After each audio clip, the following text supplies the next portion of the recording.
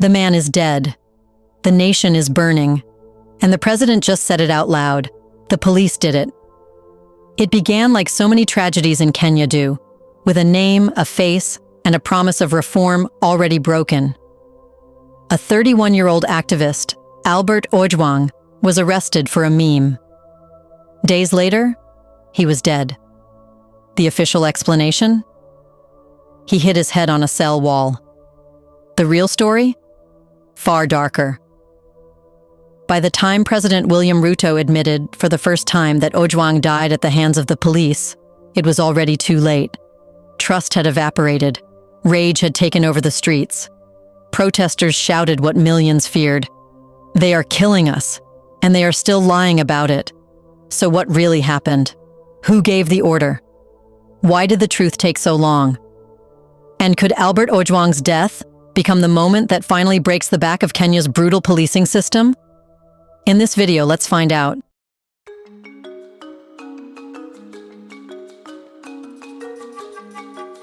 Albert Ojwang wasn't armed.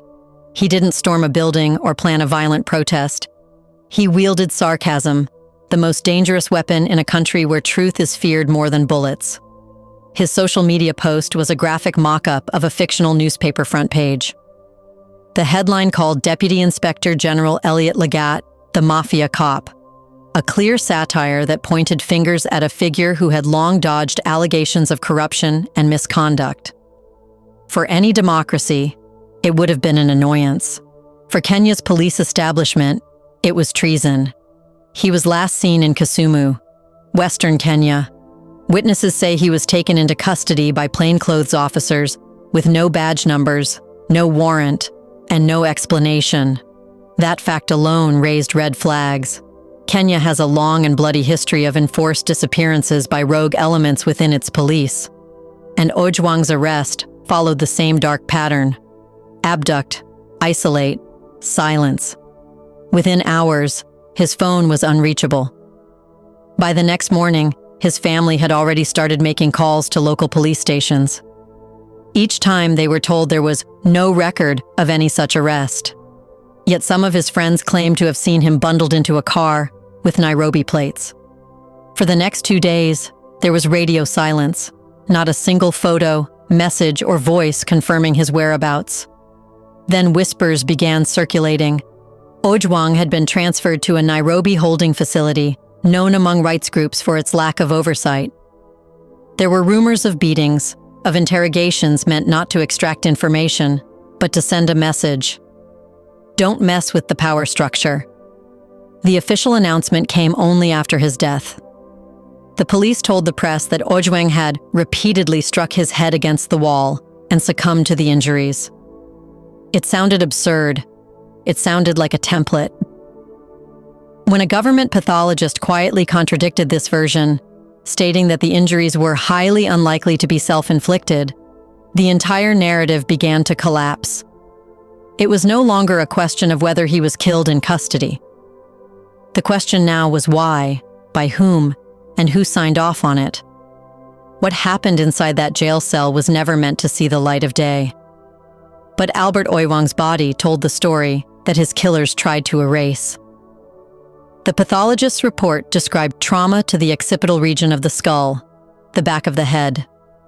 There were contusions across his lower back, signs of blunt force trauma consistent with being struck while kneeling or face down.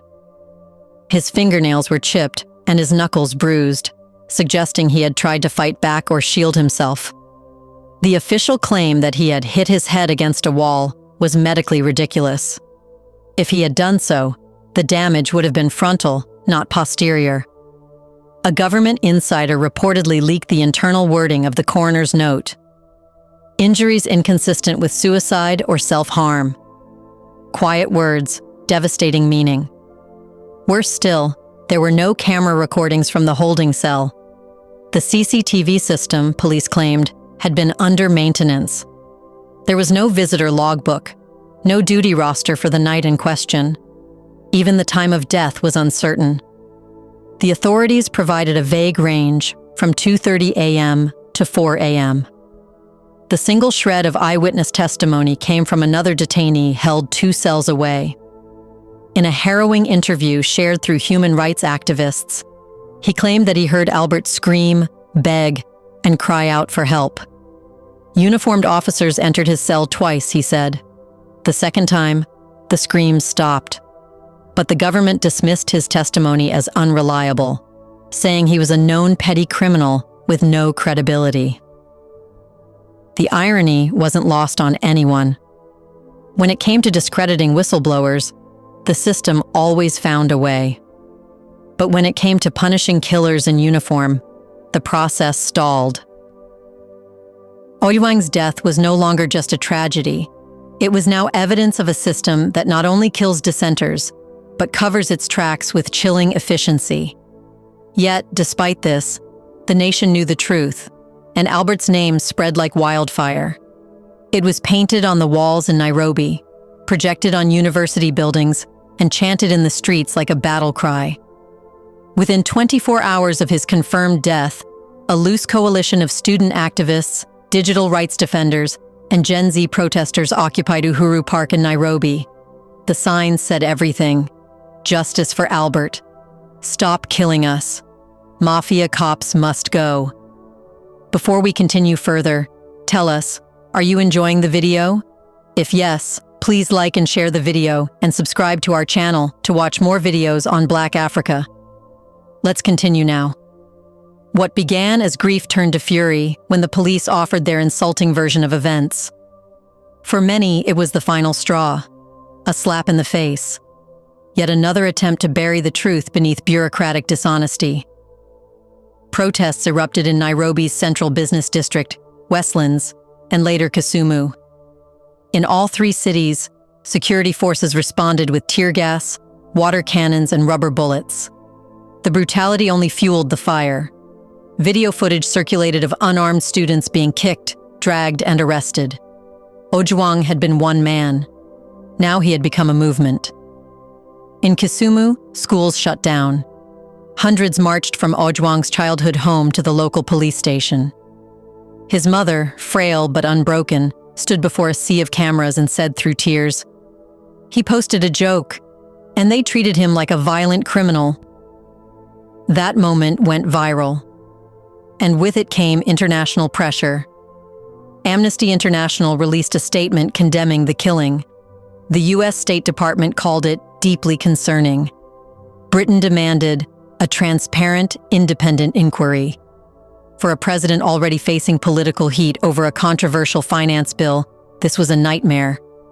And then came the shocker. President Ruto, long silent, finally addressed the nation.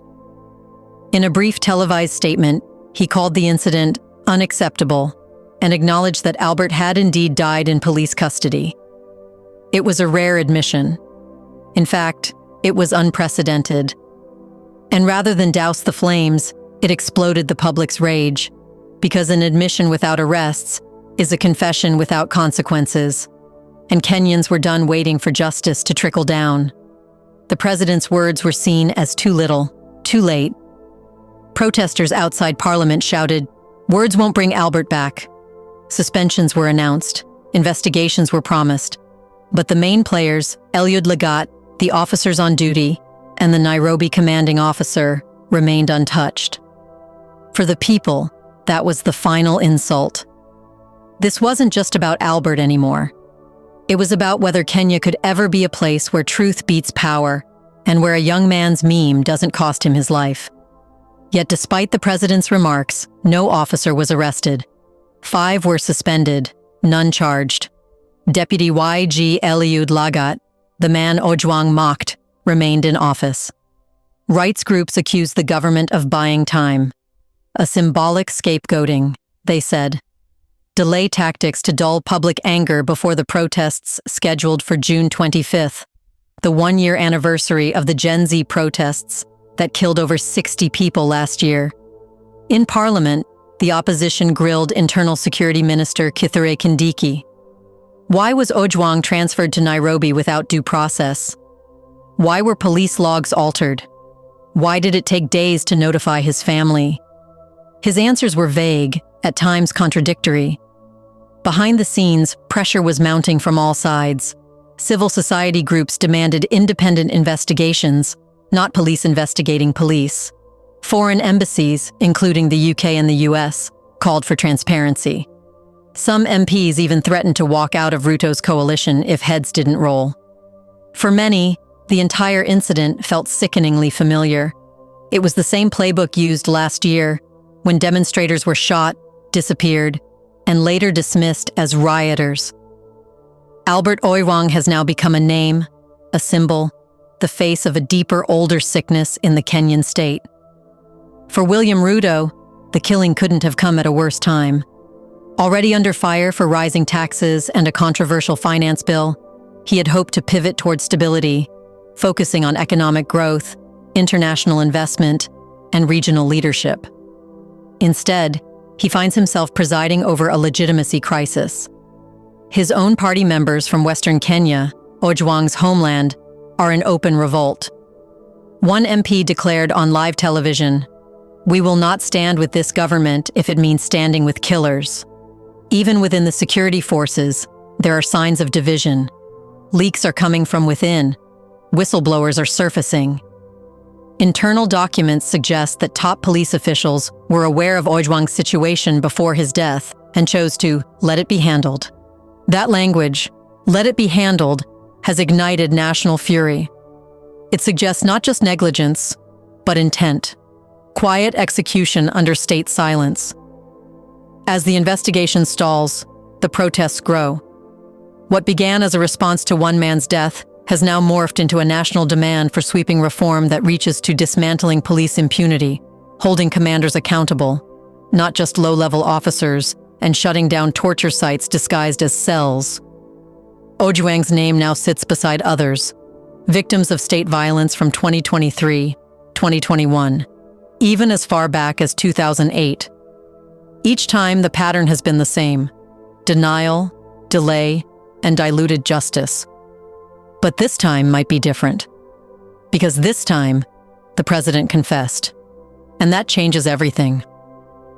What do you think would have happened to Albert Ojwang in those final hours behind bars? Who, in your opinion, gave the order or allowed the abuse to go unchecked? In the comment section below, share your thoughts on what should be done with those responsible for Ojwang's death. Who thought killing him was not a big deal? Do you want to watch more videos like this one? If yes, subscribe to our channel and press the bell icon next to it. We bring videos on Black Africa, its history, rich arts and culture, and things the world should know about. Thanks for watching, and until the next video, stay tuned.